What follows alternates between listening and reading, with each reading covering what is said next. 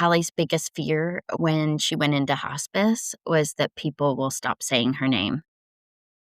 Welcome back to Strength Happens. Today's episode is one of the most personal conversations we've ever had on this podcast.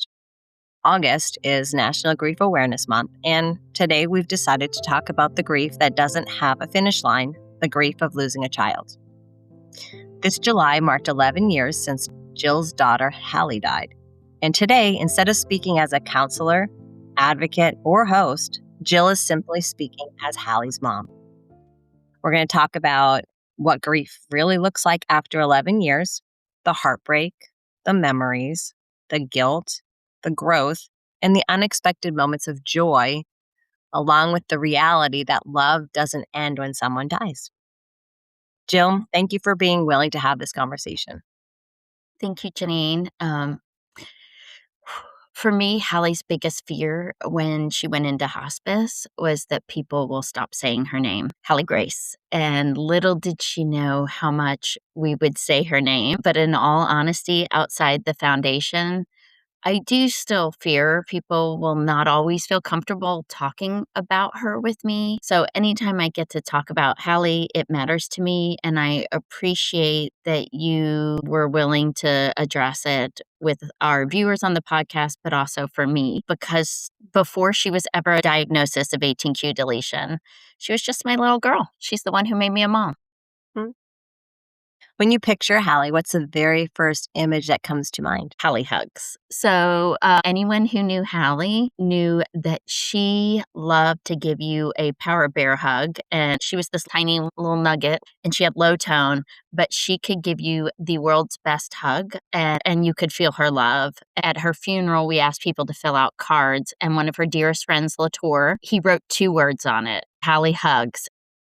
That's one of the first things. I remember her laughter, her love of cooking, her love for dolls and all things Barbie, her love of Girl Scouts, where she met friends. Probably most of all, I remember her love for dance. She rarely let people see that difficult side of living with chronic illness. I was going through pictures when she was in the hospital, and I'd be like, Halle, let me get a picture. And she'd go from looking miserable to a bright smile. She put on this great smile for everybody else, but she had some very dark days, and her way of coping through many days was to listen to any music that would lift up her spirit. I remember when she was 14 and the neurologist said there really wasn't more we could do, he recommended we see palliative care. And I was like, Halle, that is a very heavy conversation. I think it might be beneficial for us to talk about it. And she looked at me and she said, Mom, this is time where I need to figure it out on my terms. She turned up the music, leaned the chair back, closed her eyes. And by the time we got into the house and sat down with John and told him what the doctor said, she said, I'm ready. As a mom, how were you in that conversation? How did you feel getting that news? I think when you have kids with medical issues, you try so hard to be brave all the time. And in that moment, I couldn't. And it's probably one of the only times I really cried in front of her about any of her doctor's appointments or diagnoses, because it's just raw and real. And I wasn't ready for it. I wanted to keep fighting. And he could see there wasn't much more we could do and that we needed to let her do this on her terms. When you went into the visit, did you know that was what the conversation was going to be? So you weren't prepared, so you didn't have John or your mom, anyone with you to help support the both of you? It was me and Halle going for the neuropathic pain that she was facing and asking, is there anything else we can do? And we had had long-term conversations with him and our other doctors over the year, but it brought a surprise to us. And I went home that day after we talked to John and I called our pediatrician and told him what happened. And he was shocked. He goes, I didn't think we were here. I didn't think we were ready. I said, I didn't either. And I'm not ready to give up. And I said that with Halle and John. And Halle said, but you've got to let me do this on my terms. That's really deep. She always thought of other people. She worried about her family. She worried about her friends. Her empathy was so powerful. Her teacher, Miss Haslam had brought her dad in to talk about being an 85-year-old man and what life was like when he was young, and he was really nervous in front of all these kids. And Miss Haslam told me that Halle just got up in the middle of class and sat down next to him, put her hand on his arm, and sat there the entire time he spoke. And she said as soon as Halle sat down and put her hand beside him, his entire being just relaxed. And he got a Mhm. smile on his face and he held Halle's hand and he talked the entire time. He didn't know Halle had all these issues Yeah. going on, but she had such a spirit about her, like an old soul. She was always thinking of other people. Neurology sent us to palliative care, and palliative care worked with us for about a month. Anything we could do to try and get her pain under control, but she was in so much pain and nothing worked. We went for our second follow-up, and he took me out in the hall, and the doctor said, "You asked me to tell you when I thought it was time to consider hospice." And I was like, "Are you kidding me? We just started seeing you a month ago." And he's like, "I'm sorry. I think it's time to let her decide." And I'm like, "She's 15." And I calmed down and I was like, "He knows." And I knew deep down we needed to let her be pain-free and comfortable. She had never been comfortable in her life. And the week before, she had gone out to the garage and she wrote in the corner, "I hate pain. Take the pain away." And it was in that moment that image popped in my head when we talked to the palliative care doctor, and I knew it was time to talk hospice with her. So I went into the room and he said, "I'll give you and John a minute." So we pulled John out, we talked to him, then we both went in to talk to Halle. She was sitting in a wheelchair and had a blanket over her. And I said, "Halle, we talked to the doctor and we were honest with you about they were going to do everything to get your pain under control. But at this point, there's nothing more they can do. So I think it's time we decide whether or not you want to do hospice." And she asked what hospice was. We had already said it once before. Mhm. And we explained that he could put a PICC line in and start giving her medicine that would finally take the pain away.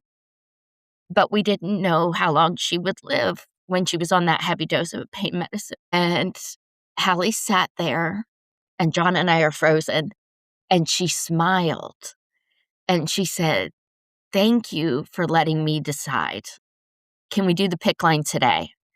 And the palliative care doctor came in, and it was Friday at 5 o'clock. He called the doctors and he said, "I'm sorry, Hallie, all the surgeons are gone. It's not a priority, but I can get you in on Monday." She's like, "I'm a little pissed that you bring this up and that I can't have it today." But he took John and I aside and he said, "Tomorrow's the 4th of July. This could be your last holiday. I don't know. Go spend time with family, do things that are fun, and we'll get her pain under control." And he gave us some oral meds to get started. Mhm. So we put her in the wheelchair and we started wheeling her out of St. Joseph's Children's Hospital. And she stopped the wheelchair and she said, "Can you put the brake on?" And she said, "Look at me." And so John and I looked at her and sorry. And she grabbed my hand in one and John's in the other. And she said, "Thank you. Thank you for allowing me to die with dignity and to leave this world pain-free." You gave her probably maybe one of the first moments of control in her life. I think so. And what she didn't know was that she was giving us a gift. Because there's many, many days I'm thinking, did I do enough for her? Did I give up too soon? And I think back to that conversation Mhm. where I think she did know that thanking us was giving us permission to let go. And John and I And are just sobbing, and we get in the car, and she's like, "Call Grammy. I want a dance party when I get home." We all met at the house, and Hallie said, "We're not crying yet. We're having a dance party." So we cranked up music, and we started dancing the conga line, going in circles around the living room, and I started recording it, and everybody was dancing the conga line, and then as she come to the camera, she goes, "I love mommy," and then she'd go around again, "I love daddy," and she left an I forgot about this. She left a "I love you" to everybody that meant something to her, and we have it on video. It's awesome. And she was 15, like, how does a kid know that stuff? Like, how do they And know know? that you were gonna need that later. Mhm. But that was her. That was always, even in death, she thought of everybody else, even in death. I think being able to allow her to make that choice of when it was time to enter hospice was probably the hardest day of your life. Absolutely, and I mean, she was so forward thinking. Here I am 11 years later, Yeah. um, and grief doesn't leave you. It never does, especially with a child. It's just the pockets of pain pop up. There's more periods of joy between the pockets of pain, Mhm. but it never leaves you. And I think people are afraid to talk to people who lose a child because they don't want to see this crying. But many times you and I talk about Halle, and it's not crying.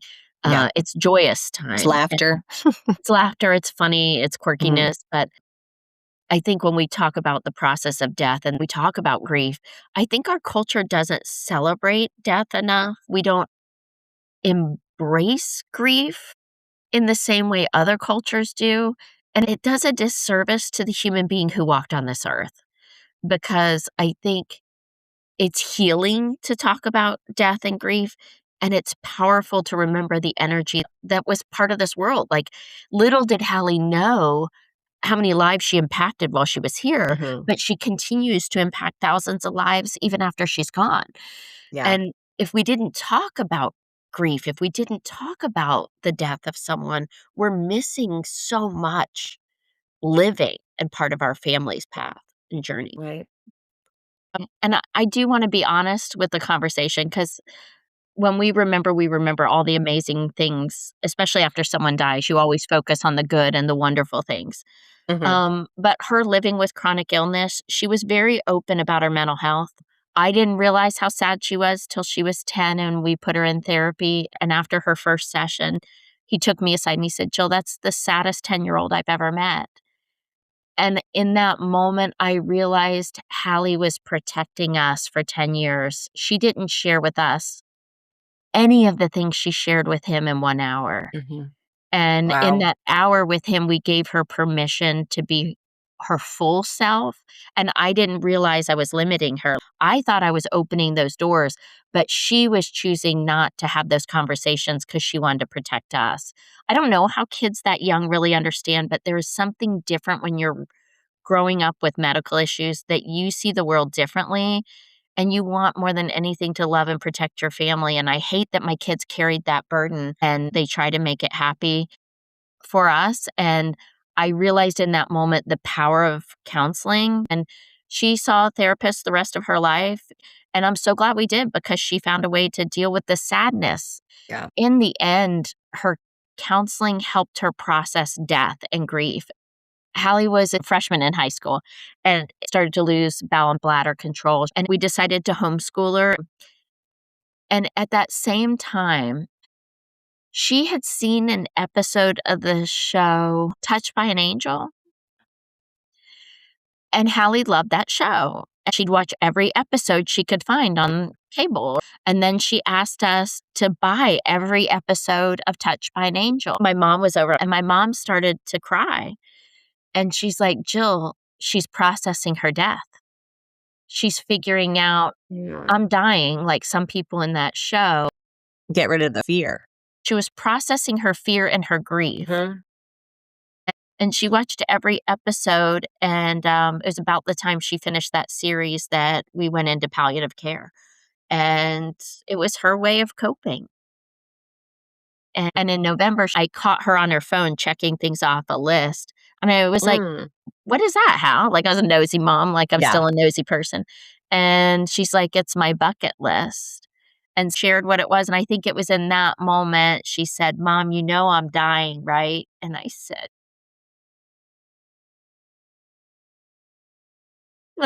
"We're gonna do everything we can so you don't." And she just went, "Okay, mom, okay."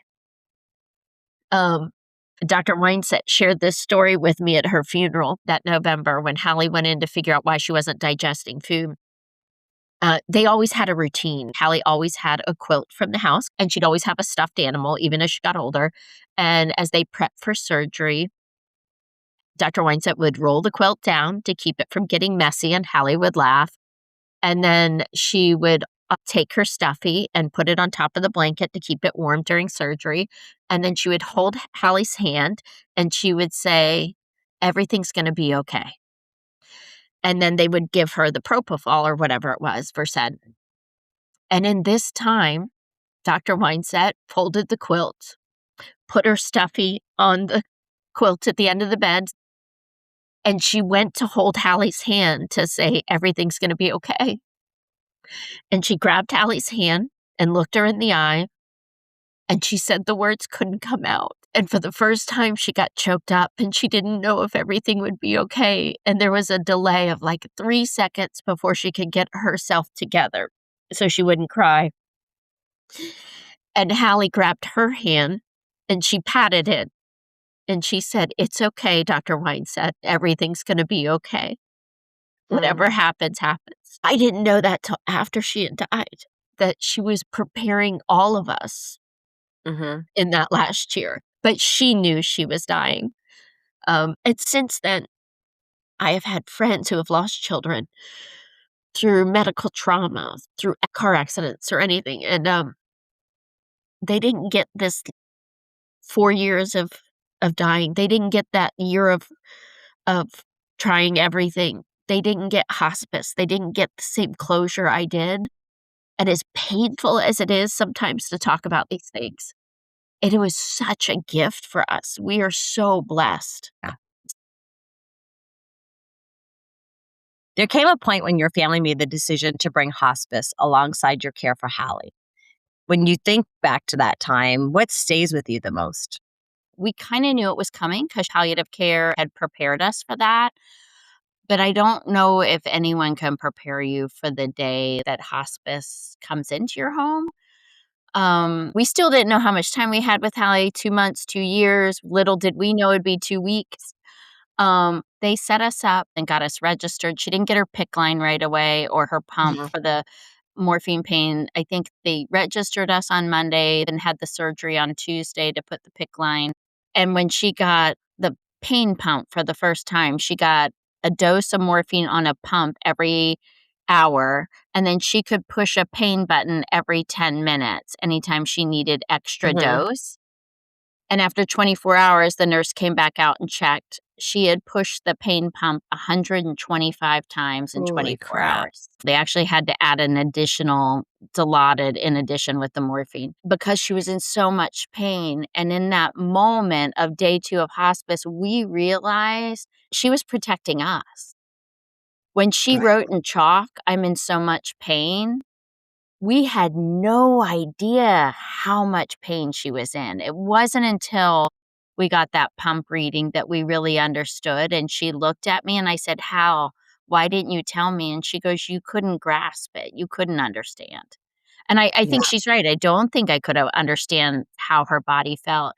So we knew at that point we were doing the right thing. But it made you feel probably better that you were supporting something that really was necessary at that point. Absolutely, and necessary was the word. No one deserves to live or die in that much pain in their life. So we had a serious conversation with her at the beginning of hospice and asked her, "Who do you want to come see you? Who do you not want to come see you?" And she had a list of people. She created a few friends, family, a few special teachers and adults in her life. No boys, no cute boys. She didn't want them to see her like that. So I think what stays with me most was the power of love in the room. It wasn't sad, and I know that seems silly, when you think of hospice and your child is dying, but we're a games family, so we love to play Mhm. games. Have I ever told Mhm. you the apples to apples game story in hospice? No. Remember we were playing apples to apples, and by then Hallie's high on morphine and Dilaudid. In apples to apples, they have blank cards too, and so one of the cards, it said Puffy, and you had to draw your card that matched Puffy as best as possible. Mhm.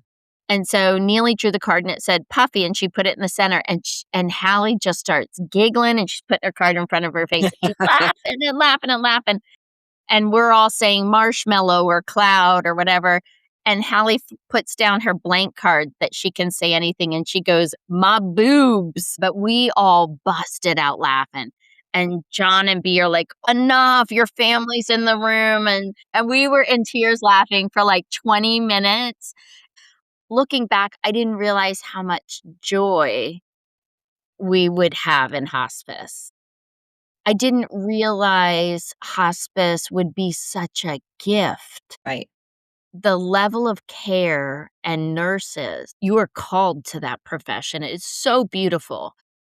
And if anyone faces losing a loved one, knowing that hospice is a resource, we weren't there when Halle passed away. The kids were staying at another house with friends. My dad and mom were there, and my friend Rhonda from childhood. And I went over to check on the other kids with John, and my mom stepped out front to talk to my dad, and Rhonda squeezed Halle's hand and said, "If you want, they're gone." And Halle took her last breath and squeezed Rhonda's hand and was gone. When I got back to the house, there was a song I sang the kids when they were little, Mhm. "Hush, little baby, don't say a word, mama's gonna buy you a mockingbird." So when I went in to see her and hold her hand, I sang it to her one more time. And I turned to the nurse who was sitting there. She had tears just streaming down her eyes. She called her boss and she said, "This was a tough one. I can't go back." Yeah. And I respect that it was a Yeah. powerful one. And she just said Halle was a special person. But it does sound like hospice gave you the time that you needed to get the closure. As you describe those days, you're tearing up, but you're also smiling. And it sounds like grief didn't necessarily begin the day Halle died. It had already begun before hospice. I think grief started when Halle was born, unfortunately. When your child's born with a rare condition, it's not the childhood you expected for your child when she suffered and when she Mhm. dealt with pain and surgery and procedures. All those things, you grieve for the life your child has. Right. So as we transitioned into seeing her last year, we watched her deteriorate. So I think caregiving and grieving happen parallel throughout her Mhm. life. I think when we went into palliative care and then into hospice, the grief got even more to the forefront, but the caregiving never leaves. Yeah. After the funeral, we took the other 2 kids to the happiest place on earth. We took them to Disney World because we wanted them to know they are still loved and life is still in front of them to be Mhm. lived. We didn't feel that in our heart. We Of course wanted to not. sit in a hole. Um, so it was really hard to find that balance. Hallie died 11 years ago, and I didn't start fully processing my grief until about 3 years ago. I didn't have time to.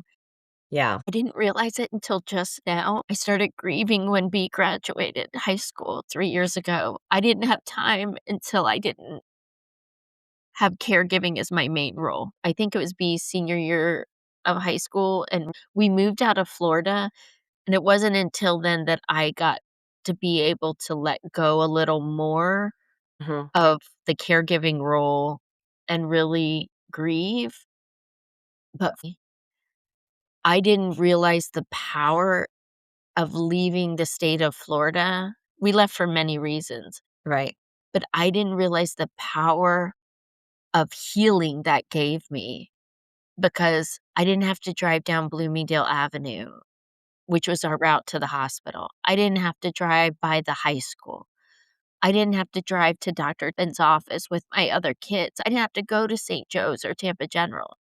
I didn't have to go by All Children's Therapy Center. Memories were ingrained in our community. Mhm. And for me, I didn't realize the freedom that gave me in my grieving and healing process. Yeah. Hallie never left us and we never move on. But for me, I needed to not be wrapped around those memories, especially those tied with the medical journey. It allowed me a way to not only emotionally, but physically process through the grief, because grief does impact you both emotionally and physically in Yeah. so many ways. Well, and you hear It's people hard. describe grief as something you don't just carry emotionally and that you carry it physically as well. And it sounds like you did have that happen to you as well. Yeah, I think emotionally, we think of the sadness and the anxiety and the depression. I didn't have the healthiest coping strategies, I'll be honest with you. I wish I had as a counselor, I wish I had tapped into my, strategies a little better, but I did not handle it well. My first year, I drank a lot of wine. I won't even admit how much because it's part of my journey. Some of those things I don't feel comfortable sharing, but it was a very, very dark time, and I did not want to feel the pain. I wanted to numb the pain. Mhm.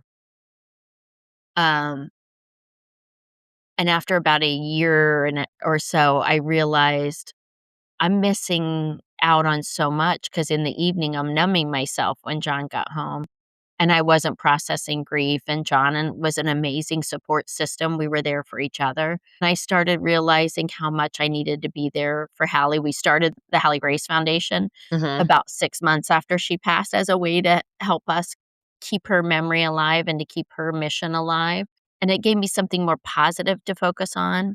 I started exercising again, and eventually I started working again. I Yeah. never had a chance to work full time, and that truly brought me out of the depression. I worked for a large company, and you came on and worked with me, and I think it was a wonderful, beautiful way for us to renew our friendship. Mhm. Um, I had joy again in my life. I had someone to laugh with and joke with. I had work to do. I was busy, and I got out of my head. And eventually, within a year, I was able to start working at a university. And some days still get dark, but many days now are brighter. But in the early years, there were a lot more dark days where I didn't think I could keep going. But you do what you got to do. You Yeah. still have kids, you have a family, you have Well, it purpose. sounds like the transition feels like the before and the after. You go from being a caregiver to a terminally ill person is probably on a whole different level. Plus, you're trying to take care of family. I feel like leading up to all of that, you had palliative care, you had hospice, you had doctors supporting you, you had all of these people kind of preparing you for what was going to happen. But then when it happens, I'm like, what next? You're saying that you did have a hard time with some of your coping mechanisms, but what else do you think no one really prepared you for? I think that's a great question. And I think you said something earlier that really resonated with me. After your child dies, at least in my situation, and I found with other friends who've lost their children, unfortunately, life becomes before and after. There's the before Hallie died, and there's the life after Hallie died. Because we're not supposed to lose children in our world. Like, Mhm. I'm supposed to be the one who dies before my children. It's not the order of the universe, and it's not the way things are supposed to be. No one prepared me for what life would look like. And I think no one prepared me for how I would handle it. I thought I would handle it much better because from day one of her birth, even when I was pregnant with her, something in my gut and my intuition told me Hallie would not live a long life. I don't know what it was. I prayed for Mhm. her mind, body, and spirit every day, but something told me that wouldn't happen. Um, but no one prepared me for how I would handle things emotionally. I pulled away from my people that were closest to me, my friends. But what really surprised me is my mom and I are very close. Mama Donna, as much as we tease about how often she gives us criticism on the podcast, but she's my best friend, and she was Hallie's best friend. I mean, she did so much for us to support and help Hallie. I couldn't talk to my mom for 3 months after Wow, Hallie died, I didn't know that.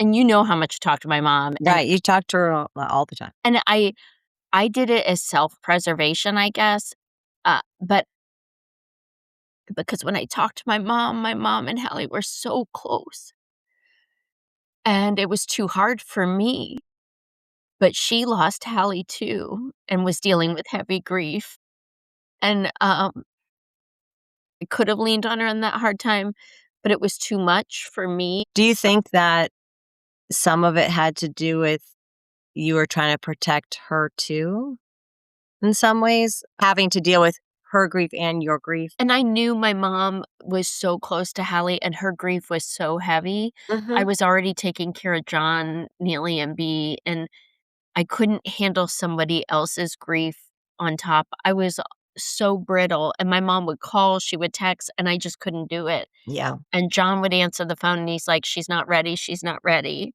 And, there was one point I had begged Halle, "Come to me in a dream, come to me in a dream." Mhm. Neely was having dreams about her, John was having dreams about her, and I remember about 3 months after she passed, I was in such a bad place, and I hadn't spoke to my mom yet, and I had a dream about Halle that night, and I saw her on a bridge, and she had her back to me, and I could tell it was her because of her hair, so soft and silky, and I was like, "Halle, Halle," and I ran up, and I turned her around, and she had tears coming down her face, and she said, "It's too soon, it's too hard to come to you, I can't do this, it's too hard.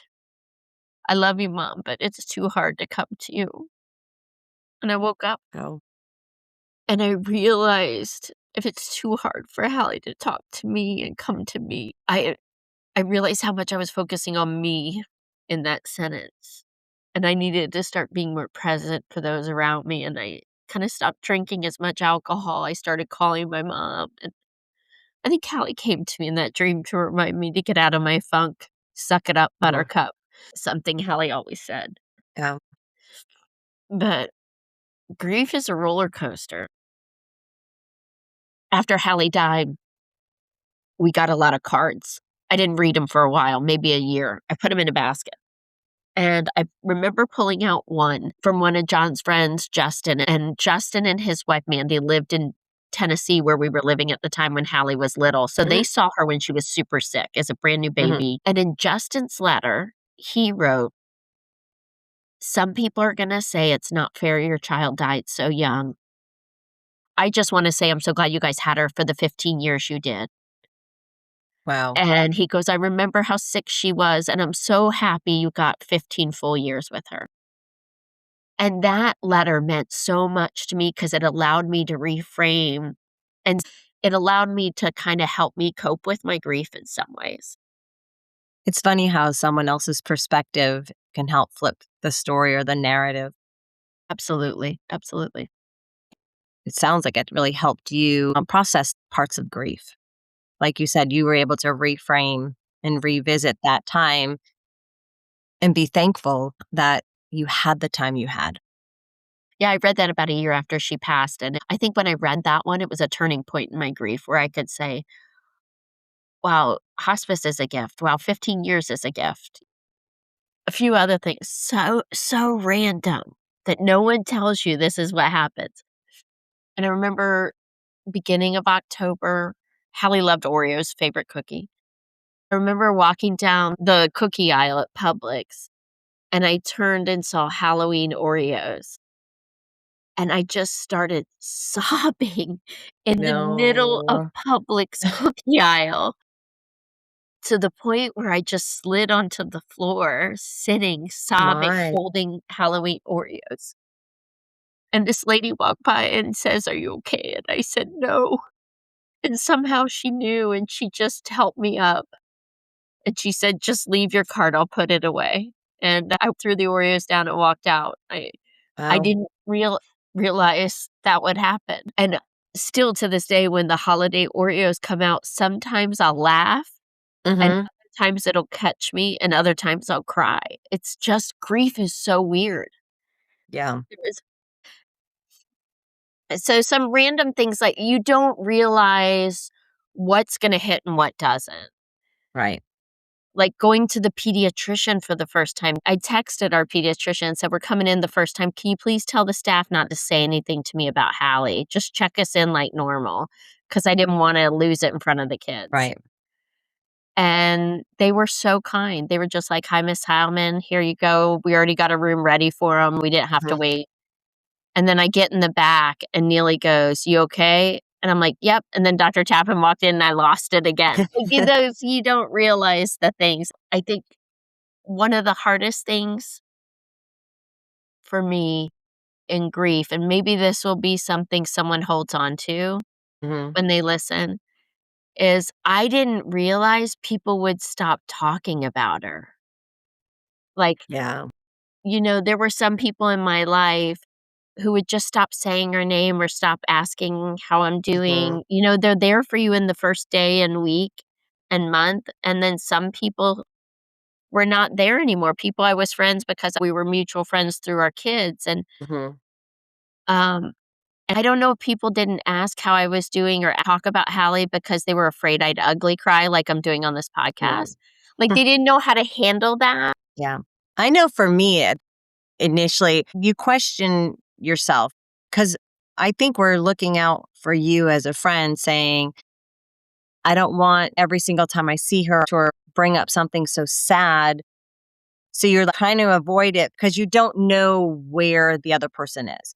I know now that you cherish every time you speak of her, and you want to share stories and you want to share her heart with everyone. But I think when it was When you're so on the raw, outside looking in, you don't right, know. right. And it's so raw. And some people don't want to talk about everything. They just want to tuck it in a pocket and just keep it to themselves.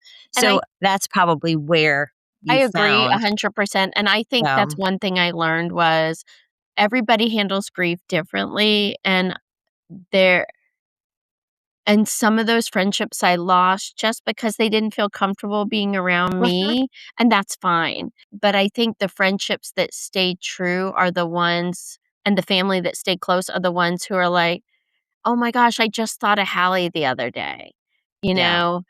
Or people would be like, "Oh my god, I saw this and I thought of Hallie," or they'll Mhm. send me little messages. And so when people do that, it's like that connection helps me. And Hallie's best friend Caitlin got married, and she included us and had a little Mhm. with sparkle on her bouquet. And when your child's still thought of and still part of people's lives and memories, um, that means something to me.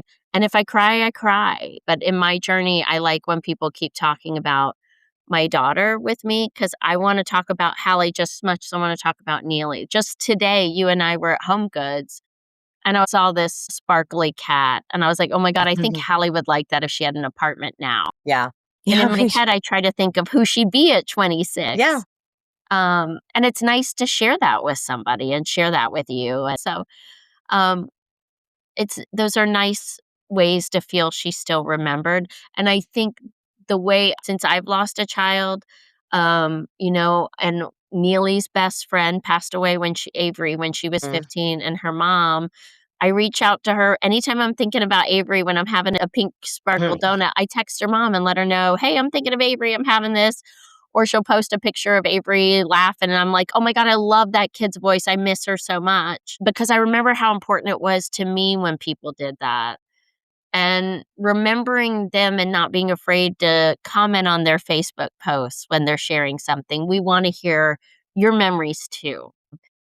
I was never taught about losing someone. The only people I ever lost were grandparents.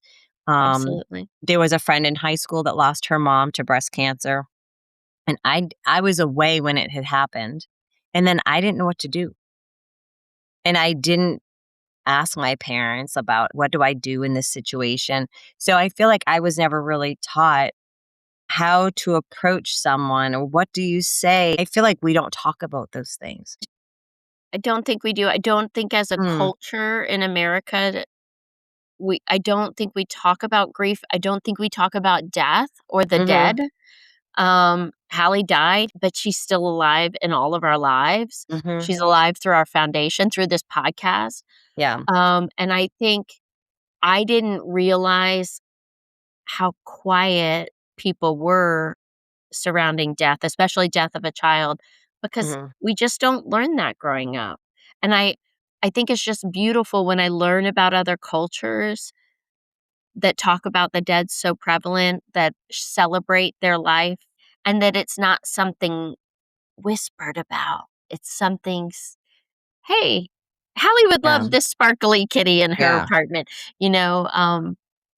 Yeah, it's a hard one, and I think these types of conversations are so important so that we can help more families feel a little bit more comfortable in their grief and support them a little bit more. Listening to you today, one thing that's really struck me is that grief hasn't disappeared. It's kind of changed and evolved. And now we're 11 years later. What does living with grief look like now for you? One of the nice things about 11 years later, I don't wake up every morning crying.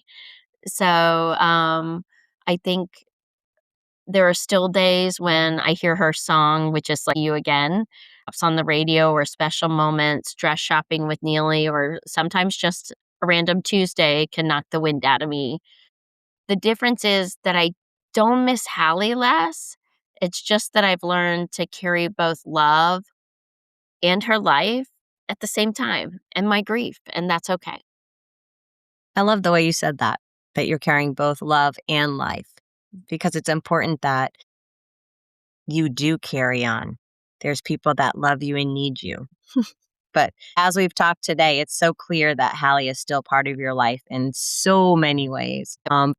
11 years sounds like a long time, and sometimes it feels like yesterday. Sometimes it feels like another lifetime. I still miss Halle every single day. She's part of every chapter of my life now. I think if I were gonna say something to our listeners, it would be if you're grieving the loss of someone today, I hope you know you don't have to rush through grief. Just keep taking a breath one day at a time, and when you're ready, say their name, tell their stories, laugh at their memories, cry when you need to, because that's how you keep living. Thank you so much for being vulnerable and sharing your grief journey with us. And we'll see you next time on Strength Happens.